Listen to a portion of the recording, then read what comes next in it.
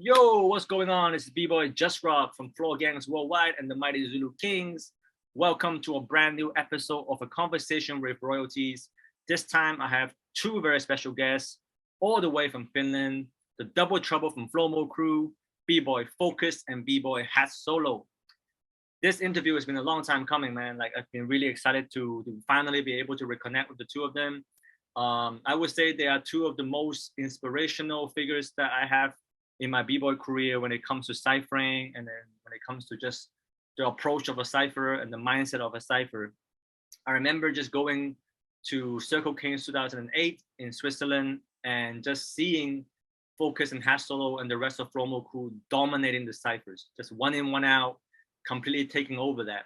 And I remember just like thinking, like, how do I get that aura about going to a circle, the confidence of going into the circle and just taking over like that? So after seeing that in person, I remember just like being shocked because I wasn't even able to get into those ciphers. Like every time I wanted to go in, before I was even in the cipher, like someone else from the crew would just cut me off and dominate. So like after that, it became a really big lesson for me, because after that, I remember telling myself that I would never let that happen to me again. I will never let that same situation happen to me where I go to a circle and I won't be able to get in. I had to be stronger, I have to be more confident, I have to make sure that I am also able to represent myself in the circles among them guys. So shout out to Focus and HATSOLO for really changing my mind about what ciphering is about, and really just, yeah, taught me a lot, just seeing them in Europe over the years, and just see Flomo crew, and especially the two of them, just continuously representing their style, both in the circles and in the battles. So yeah, definitely a huge respect to them. So I'm really excited to finally be able to talk to them. So hope you guys enjoy the show, and also make sure you stay tuned for more special guests coming up that I've lined up for you guys. All right. So without further ado, let's enjoy the show. All right, guys. So welcome to the show. We got Focus and HATSOLO, Double Trouble from Flomo today. So thank you for taking your time out. I know you guys are super busy to come and just have a little chat, share with us your history and stuff. So yeah, let's get going. So one thing I want to know at the beginning is, like, where do you guys get your names from? Like, why are you called Focus? Why are you called HATSOLO? You want to go first? All right. Yeah, I can go first. What's up, everybody? Thank you, JUSTROC, for asking us to be here. It's an honor to be part of the show. All right. Focus. I started traveling without a b-boy name in the early 2000s. I started going abroad, doing battles, and everybody would call me with my first name, which is Jussi, which was kind of hard for people outside the country to say. And after that, I was like, all right, I need to get a b-boy name somehow. Somehow I was feeling the word focus. I was into photography, so I was feeling the idea of the focus point, where all the rays of light come to one point, and I wanted to be the focus point of b-boying, right? And at the time we didn't have a name for the crew, and I dig the idea. We made a meeting with the crew of what do we want to call the crew. We had two crews in the past, Midpoint Rockers and Savage Feet, put them together. We needed a name for the crew as well. So I had one suggestion. I wanted to the crew to be called Focus Crew, and everybody's like, nah, that's too abstract, doesn't make sense. It's all right, but not the best one. But they said no, so I kept my name for myself. All right, I'm gonna use it nevertheless. I'm happy we came out with the name Flomo. Vortex came up with the idea, and I think it's a way better than a Focus Crew. But at the same time, it fit me perfectly. I was the first one to come to practice, last one to leave, and that's all I did. I gave up everything else for the dance, and I just wanted to focus to become as ill as possible. So it made sense. And I took it for myself in there that way. So did you name yourself Focus? Basically, pretty much. I named myself. Not the traditional way of getting a name from somewhere. There wasn't too many b-boys around, so I had to name myself, give myself a name. Word. Thank you, man. What about hats? How do you get HATSOLO, bro? I got my name. I also invented myself. My last name is Hattunen, which means a person with the hat, a little guy with the hat. And then yeah, I needed the name also. So then I was into Star Wars, and there was a Han Solo. So yeah, I was like, okay, HATSOLO. That's it. And yeah, and then it started working, and it sounded kind of cool, and it was for me it was a kind of important moment to get the name and come up with the name, because it kind of helped me to kind of be in a character when I dance. So that was also a big thing, and I think it shaped my style a lot. Where were you guys both? You had the braid at the time too, right? You had the braid over I had here. the rat tail, like the. Maybe I should bring it back. You should, man. Jedi style. Yeah. Where were you guys born? Are you guys born from the same city in Finland or a different city? No, not at all. I was born in the, well, we both born in the eastern Finland, but different regions. Me and my family, we moved different cities when I was a kid, and settled into central Finland, close to Jyväskylä, where HATSOLO used to live at the time too. And at my small city, I moved there when I was 6, and my old school teacher Mikko Agren would come to the city from Jyväskylä to just share and teach in the mid-90s, which was cool because there wasn't too many. Actually, there was no other breaking teachers at the time, so I got lucky, even though I was living in a very small place, and eventually moved to the same city where HATSOLO lived as well. That's called Jyväskylä. Do you remember? Yeah, for me. Yeah, Hats, go ahead. Yeah, for me, like I lived in Jyväskylä, also born there, and yeah, basically the same thing as Focus. It was perfect place to grow up, and I think part of the success that we had was because of Jyväskylä. A small city, good training places, and we didn't have to travel a lot to get in a training spot. So the time we had, like, we could really spend it wisely and not spend it in commuting places. So I think that's one of the big secrets of why actually we came out so hard when we started traveling. Nice. Yeah, they call it the rap capital of Finland right now. There's a lot of MCs come from that city, but our time before the current generation of rappers, then it was really the breaking of the b-boy city from the mid-90s up to the mid-2000s and 2010s, before the rappers started to make some noise. Yeah, and every time, like when the Jyväskylä breaking crews went to Helsinki, in the capital to battle, there was like 1 or 2 buses coming to support to see the battle. So it was really like every time when you went somewhere, you went with deep squad. Nice.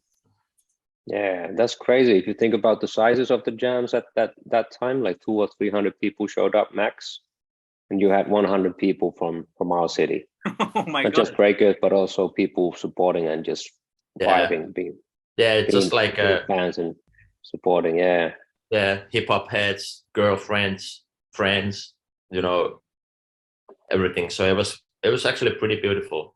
Like now, I don't like now. If we go to jam, nobody comes. We just go. Do you guys remember the first time you were exposed to hip hop that got you into it? Like, how old were you guys when you first got into hip hop culture? Yeah, absolutely. I never forget it. I was 11 at the time. I was going to a party, like a disco for the kids in the school, and suddenly there was a circle. There was a backspin and a worm and stuff, and that got me hooked.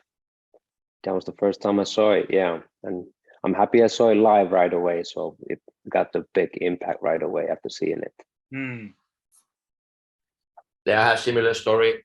I think the first time when I saw like hip hop and dancing, breaking, I didn't really understand what it was. It just looked something cool. I didn't want to do it from the get-go, but then I saw it a little bit more, and then then it's okay. Now I need to try it, and when I started doing it, like, okay, I want to do it, and then I dropped everything else basically. After 2 weeks, it was only breaking, nothing else anymore. Were you guys ever also attracted by the other elements, like the DJing, the graph, and the MCing as well at the beginning? 100%, yeah.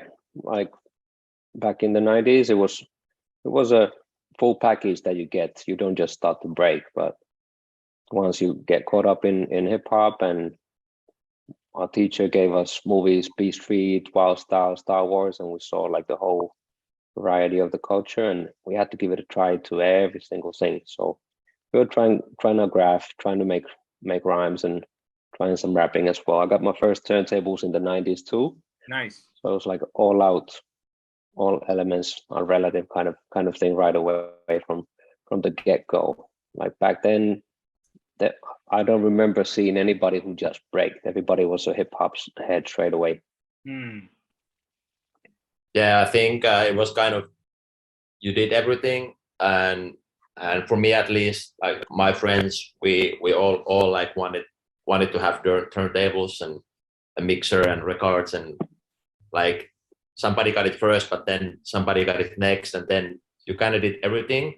But after a while, you start to specialize a little bit. Like for myself, like I'm the MC, and I did some DJing, but then I stopped DJing because I didn't find it that fun. So then we stick to rhyming and, you know, being a Jyväskylän gangster.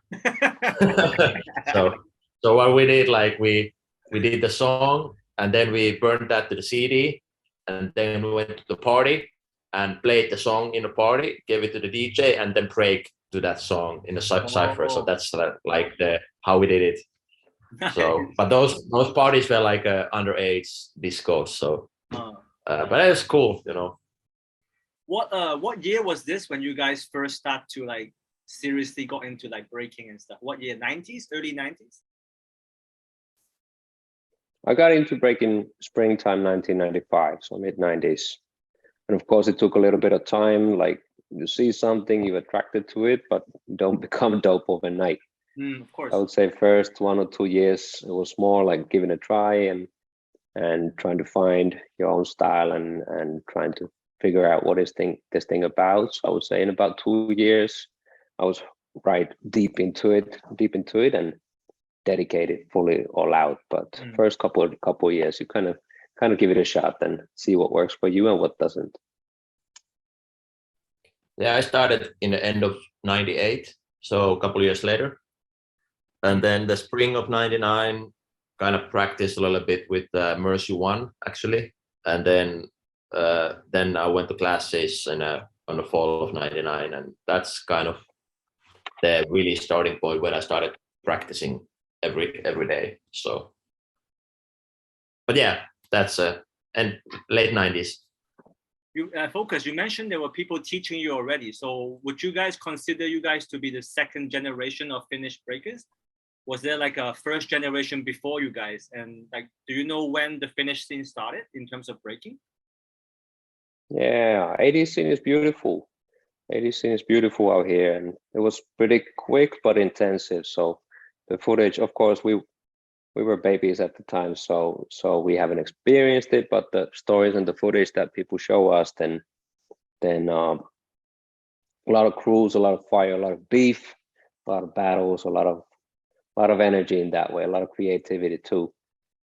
And those crews like Spider's crew up from our teacher Mikko Agren, his crew was called Spiders, and Helsinki's leading crew was Electrodynamics. Nice. And still, if you see their footage, they're dope. There was a lot of style involved as well. But late 80s up to like early 90s, the scene died out. There was like two people who kept going. There was one b-boy who kept training by himself called Jesse 13. And then our teacher Mikko, who decided that even though if there's people around, like everybody around him, if they quit, then he will keep teaching and keep going as a teacher, so that one day there's going to be a new scene. And that's what happened. There was a couple of b-boys earlier than when I started, 92, 93. There was a couple of people who we formed our first crew together, Midpoint Rockers, guys such as Yanni and Pasi and these guys. But pretty much I could say that we are the same wave or the same generation. So second generation b-boy, yes.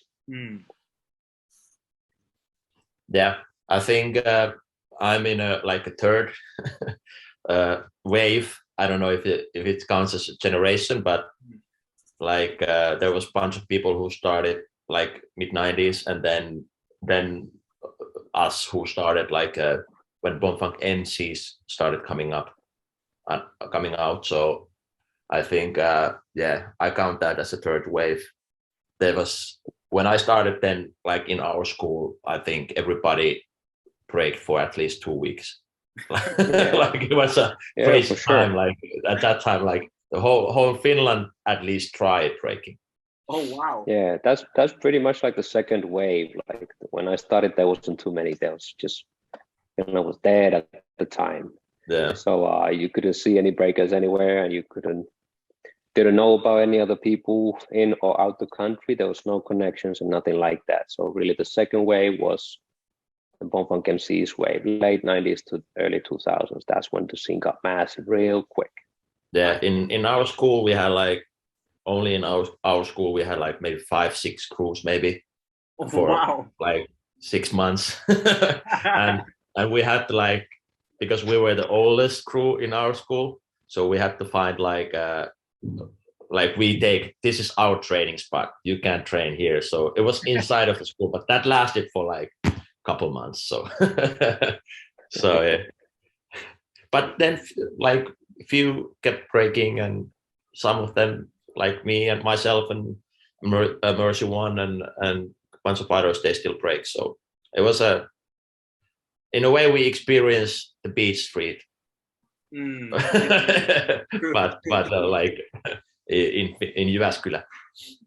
Was there a reason why the breaking scene died out in Finland in the early 90s, or is it just a global thing along with the other countries as well?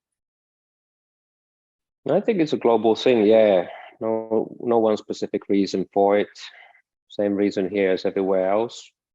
People got bored of breaking. It was overexposed everywhere and exploited, and suddenly it wasn't cool anymore, and people moved on to other things. So I guess Finland goes along with the same way as pretty much all the other countries. Of course, exceptions like Taro Squad in Germany, Actual Force in France, second to none, but almost everybody quit, to be honest, and Finland's part of that wave. So yeah, it was dead and quiet late 80s to early 90s.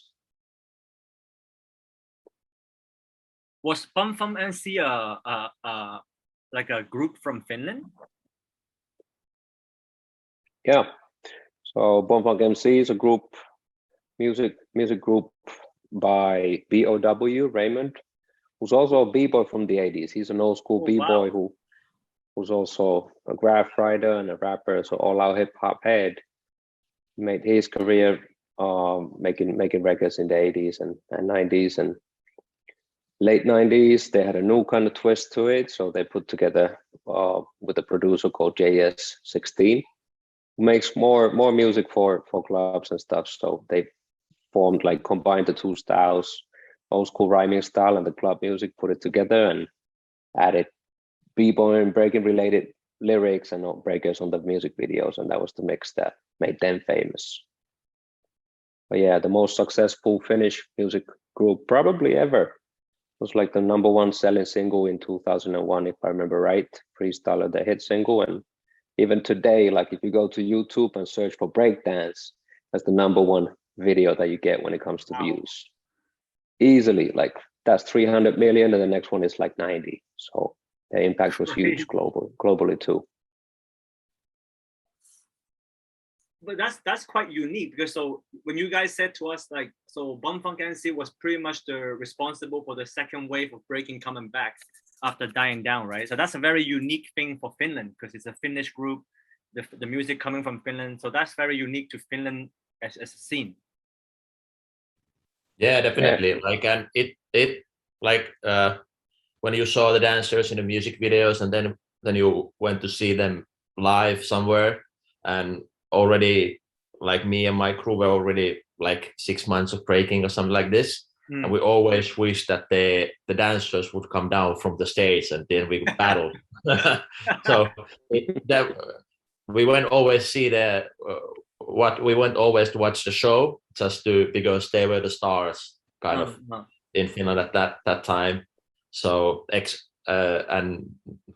and then we wished, like, hey, maybe we get to battle them. but it never happened. But that was also part of the motivation to, you know, practice and go, and then later you get to know them, and then like Focus started dancing with touring with them and everything. So so that was like I think a big part of why it kind of was the dream to dance with them.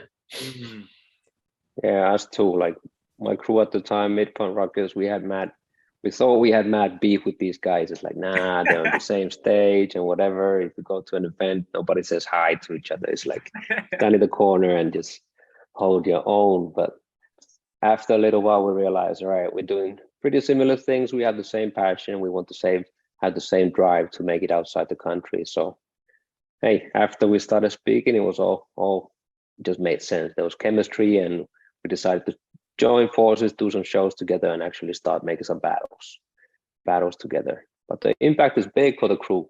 Like other band, they made a huge impact, and I still get like messages on the weekly from people that they started dancing because of these music videos.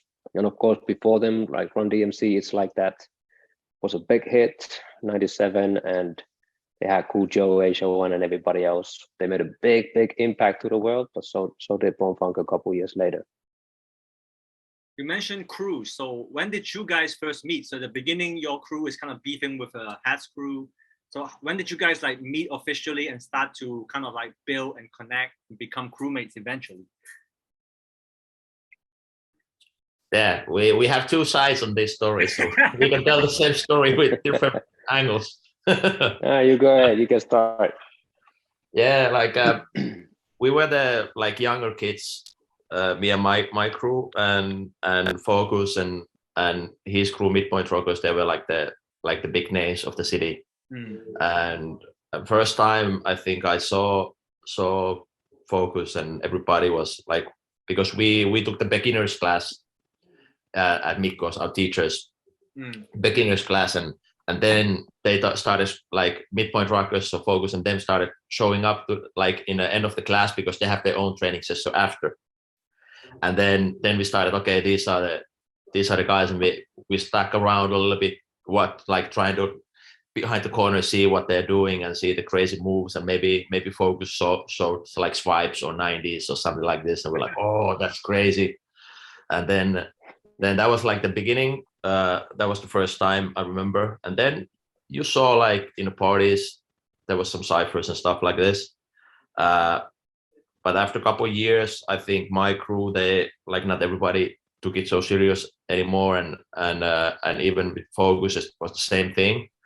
And then Focus started asking like, hey, can he practice with us? And at the beginning I was like, yeah, okay, sure, come. But then Focus came and was so good that we were scared of breaking. So like Focus is doing crazy 90s, and we were like, okay, he's too good, like we can't train, like we need to.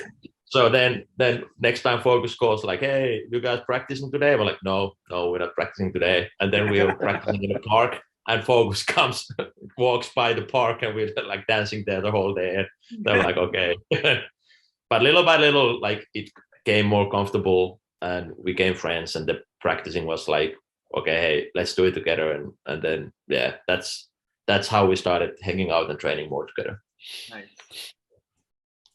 Yeah, that's pretty much it. And I guess the same thing happened to both of the crews. Like Midpoint Rockers too, I think we were 7 or 9 people at the beginning, and one by one people start growing up and move on to different things in life. People go to army, people get jobs, they get girlfriends, whatever.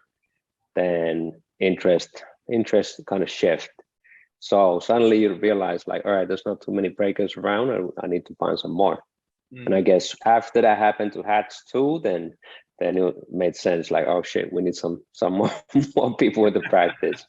And again, we both saw that, all right, shit, we want to make it outside the country too, and we have a drive and passion for this. So I'm not sure of the year. I would say that's around 2002-ish.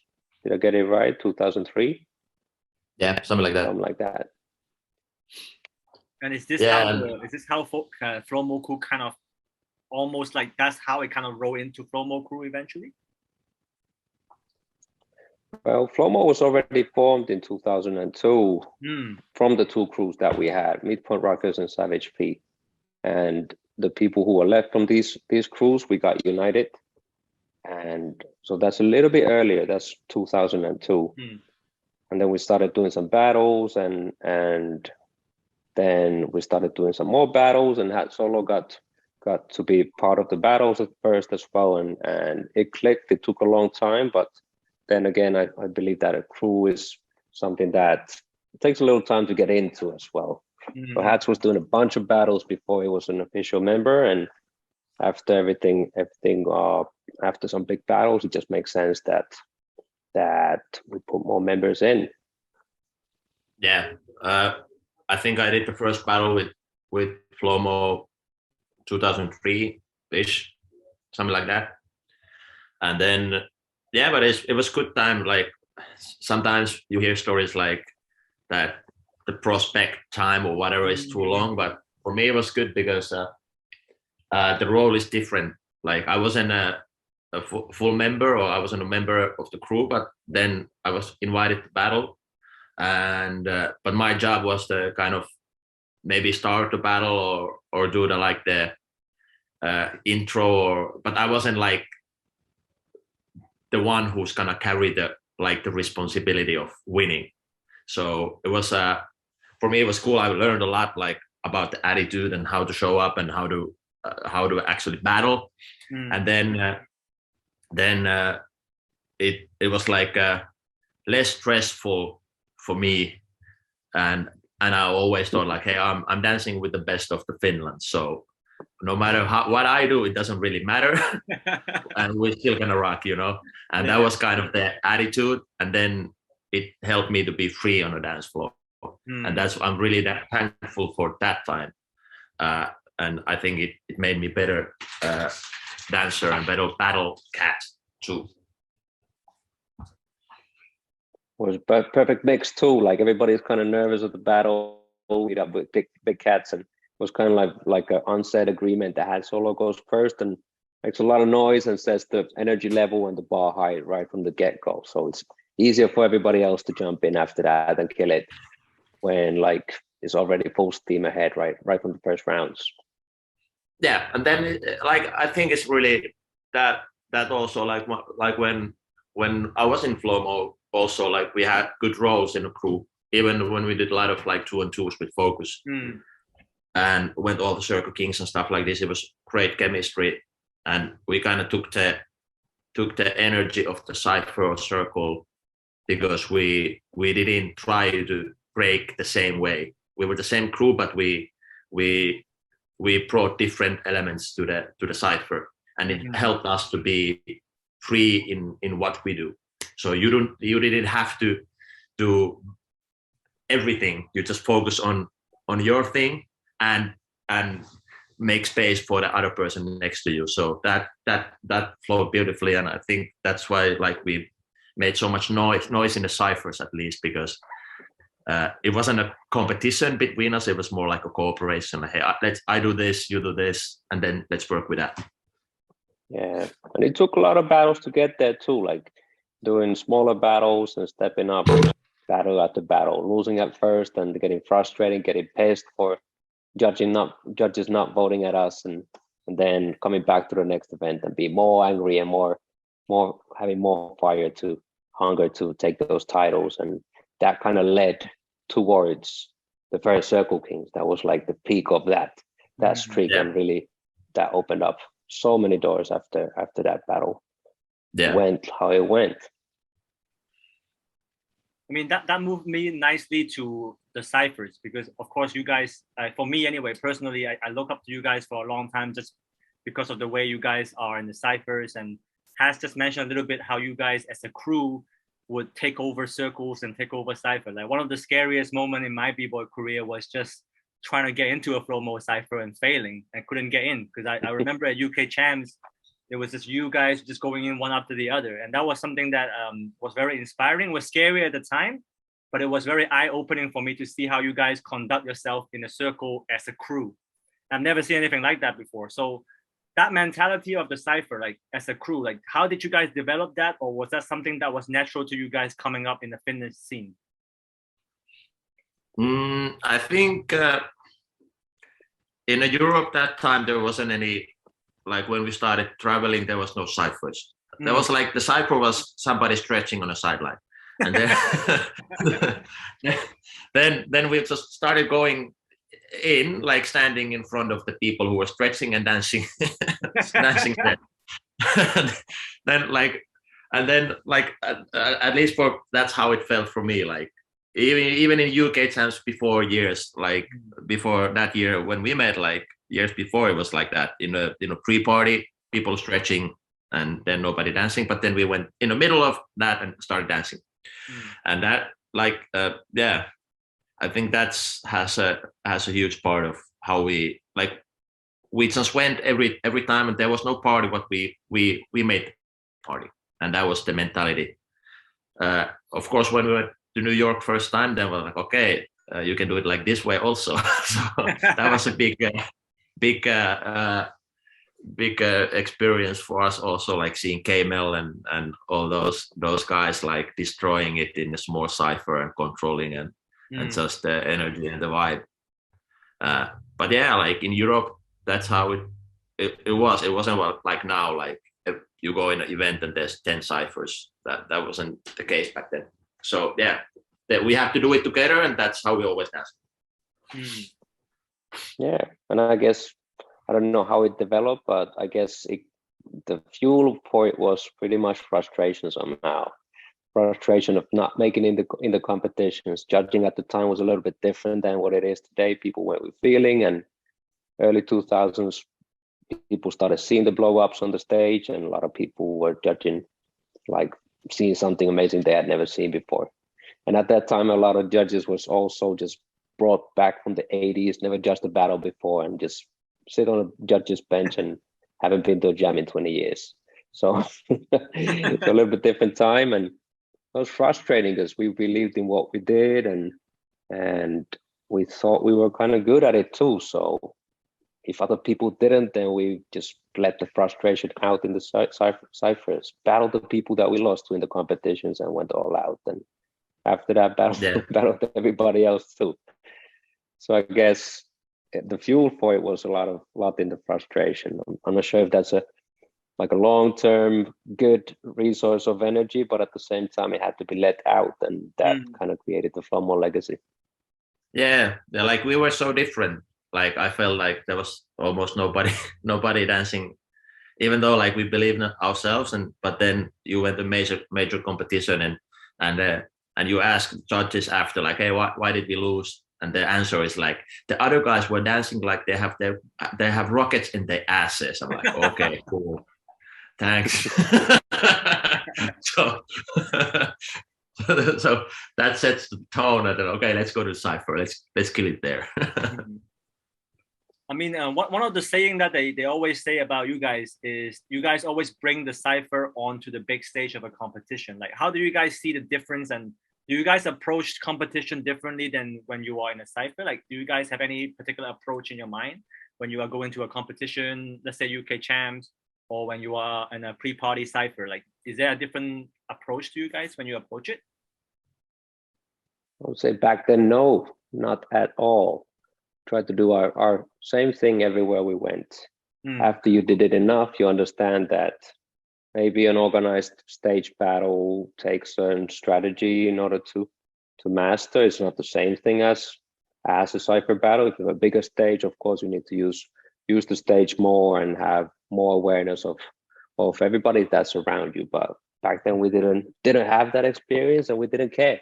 So if it was a battle, it was a battle, and we brought the fire nevertheless, which of course you have to do. But I think if you're experienced, you adjust to the environment in a way that works towards your advantage. I'm not saying you pimp like work the system, but at the same time, like if you are a performer, you can understand that different space requires different things. But back then, was music on, and we break like crazy. That's all it took. Yeah, and sometimes it worked, sometimes it didn't. Like many times we had like crazy ciphers just before the battles. I'm like, yeah, let's go. Like we're on fire. They're gonna win, and then we go on the stage and like lose the first round. but sometimes exactly the same thing happened, and we could deliver it on the stage also. So it was like you never kind of knew what's gonna happen and how's the judges reacting, and how if we're gonna keep able to deliver the same energy to the stage as in Cypher. And we also tried different approaches. Like I remember one UK champs where like choreographed the whole battle. Like every round we have routines and like we designed every round. But yeah, we also lost in the first round against Jinjo. I think that was the worst battle experience I think of my life. I hated every minute of that battle. I think it's in YouTube if you want to check it out. like switching shirts, like okay, now I do power, okay, this one, and then okay, out, and then okay, now I have to stand there. It's like a show. We tried that, and after that, we never did it again. So quickly, I want to ask a quick fire question, like most memorable Cypher battle and why? Most memorable Cypher battle. I guess we share the same story, I guess. This also comes to the UK champs the day before warm-up party. You got DJ Premier on the decks. And I think the year was 2007, I believe, or 2006, 07 probably. So, you know, when you walk into a party and there's a couple of crews that have the same fire and you share the fire and the chemistry, but there's tension in the air. So Flomo and Ghost Crew, we were battling together at the same event, and Rocksteady was in the building. So once we walked in, there was electricity in the air, like this battle has to take place. Suddenly you get that beast free moment where whoosh, two crews, one crew goes on the other side, the other crew is on the other side, and it's on was fire battle right away. I don't remember how long the battle was, but it was a long ass battle, and lineup on both sides was crazy at the time. So nobody has the footage, which is kind of a cool thing. So it's just something that lives in the stories. And some people on the Rocksteady side too have mentioned the battle, like, all right, that was one of the battles they remember forever, and the moment was magical. Yeah, I think it was 2005. Everything happened in 2005. Yeah. So yeah, definitely that was like in Rocksteady's side they had Why Not. Lex was in a building then too, but it was also the Miami guys like Venom. Who else? Fleet, Tech, Technique, Legacy, all these guys. Yeah. And then LA Heads, Irvin, and Smirk, and these guys, and yeah. So it was pretty cool. And that moment, I remember when we started, like after a couple rounds, like I realized that was the first time I realized, hey, we can really hang with this. We can even beat these guys. You know, it was a cool moment when you realize, hey, we are really good. Like these are the craziest. Flea Rock is there, and you're like, hey, he's one of the craziest, and we can actually do some stuff here. So I remember Focus, like there's a Nas song playing, and they shooting, and Focus finishing up with a gunshot in a Technique's head and stuff like this. So I was like. cool moment, like glimpses, even though we don't have the footage, there's some memories still there. So dope, man. Definitely one of the best battles, and yeah, gave the courage to. And then I think after that 2005 was pretty cool year for us. So we won a lot of battles. All right, so this part I just kind of like, I won't play the video because I think it will be super laggy, but I think people can see the particular battle, and then I'll post a link as well. So these are 3 battles that I think Focus shared with me that I think in his opinion is like 3 of the top battles that he has done with Flomo together. So this first battle, I guess, is the Freestyle Session 8. Is it on the boat, this one? Is it the one on the boat? That's the one on the boat, yes, exactly. And against Ichigeki from Japan. So yeah, tell me about this battle. Why is this battle so special for you guys? And what do you remember from it? That brings back the memories of the whole trip. That was our first battle overseas or in the States, and that event was magical. Like not just this battle, but the whole trip. We met up everybody we saw on tape before and heard stories about before, and we met the battle of the people that we looked up to. So it was such an amazing experience, and like that edition of Freestyle Session was legendary. It was crazy. There was 80 crews, full crews from all around the world, and we battled ICHIGEKI from Japan over here in this battle, and met up with Rocksteady the battle before on the elimination day, and both crews went through.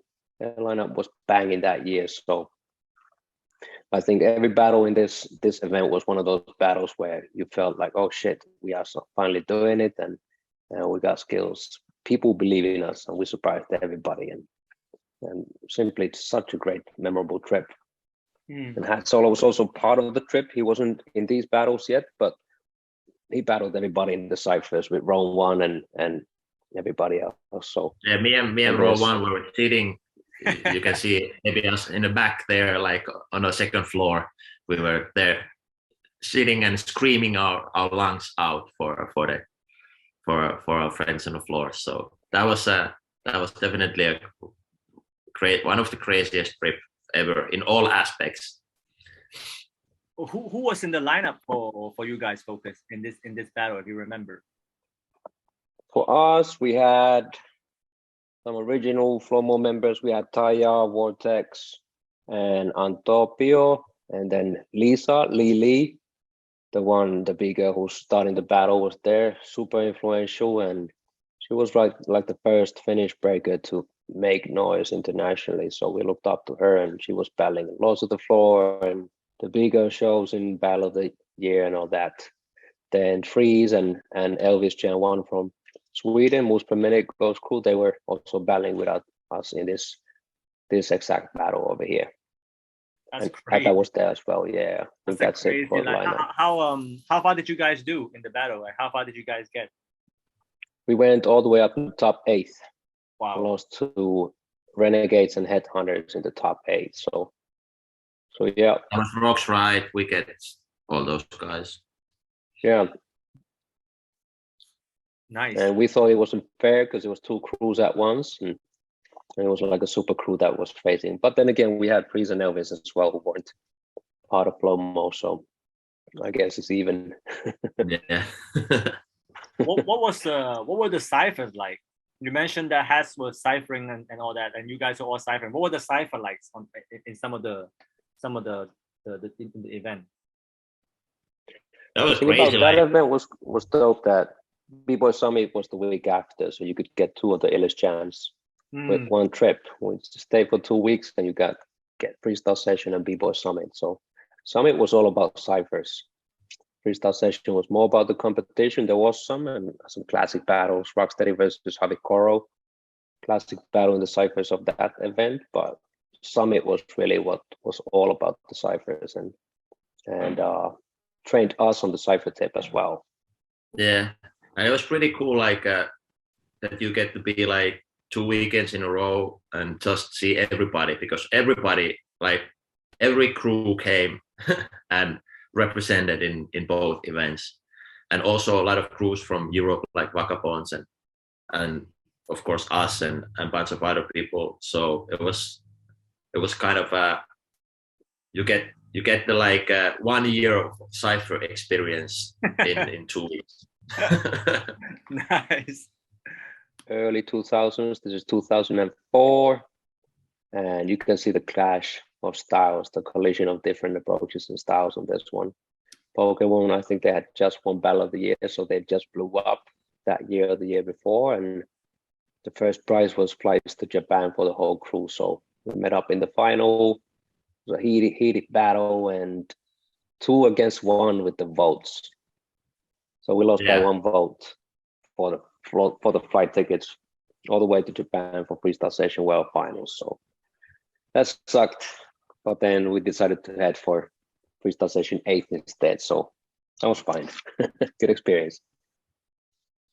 Yeah, and if you watch this battle, like you really see the penalties. difference. Yeah, if you watch this battle, you really see the difference in Europe styles back then. Like Pokemon, like represents the like more of the new French style, like a lot of tricks, blow ups and stuff like this, and then we represent like more of Scandinavian, New York inspired like style with a lot of small stuff and character moves. So that's a really good example of how the scene was then and the differences with the styles. So go check it out. It's a heated battle, so you have a couple of good laughs also. Who was in the lineup at this time? Almost the same lineup. HATSOLO was battling with us through this battle, and pretty much otherwise. Dark Mark was also featured in this one. Dark Mark from Norway, and Freeze, and from the Flomo side we had Taya, Ata, Antopio, Vortex, and me. Nice. And the last battle is actually one that I was there in person. Actually, this is the last ever Circle Kings, if I remember correctly, in 2011. And that year they did the concept where they picked the crews from the Cypher where they feel like was fresh, and they get to battle one like exhibition battle with no judges. But this one is the actual final, right, of that event. Is you guys against RUFFNECK, like two of the crews that I guess has been in Circle Kings for many years, always representing. In a way, I almost feel like it's the two crew that kind of symbolizes what Circle Kings was from over the years. So like, yeah, tell me about this particular experience, like you guys battling RUFFNECK at Circle Kings final one.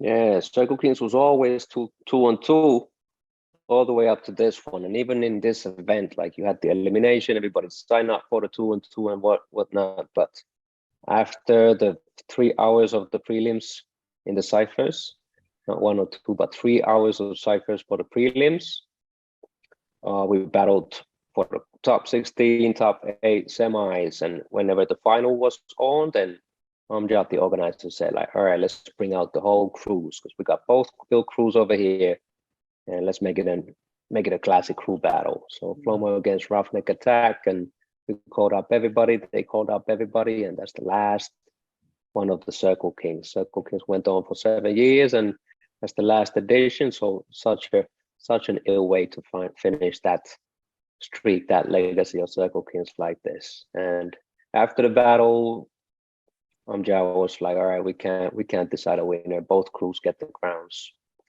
So we both were given the titles of the last Circle Kings, and RUFFNECK deserves it. They made noise a bunch of years before this, and especially this year and the years after, they've been killing it. So people we have mad respect towards.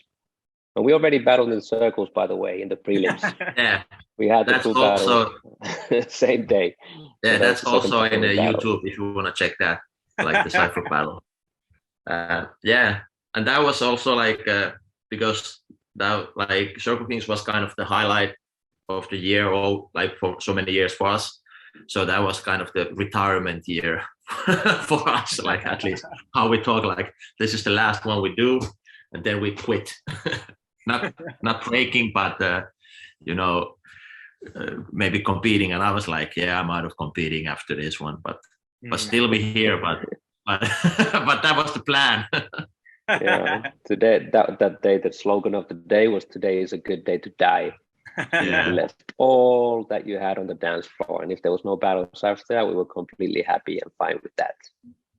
Yeah, I remember my body was so destroyed, like that me and Mercy, we put like this ice powered gel, like the full body, like all over before the final. We were like so freezing, like it wasn't a good idea, but it was like mandatory because we was like, yeah, like I think we really gave everything in the ciphers, and at least I was destroyed. So that's crazy. So yeah, you a lot of good memories. You can check the full battle on YouTube, and I guess like has mentioned, even the Cypher battle is also on YouTube, right? If you want to check that out as well. Yeah. Nice. Okay, that brings me nicely to the last part where I want to just wrap it up with you guys, because I know you guys are busy. The last thing I just basically want to like talk about with you guys is I know you guys since that time and until now you guys are doing your own projects now, not just breaking. I know like you have your own studio. Has is doing like training at the Warrior, the gym place, training for warriors.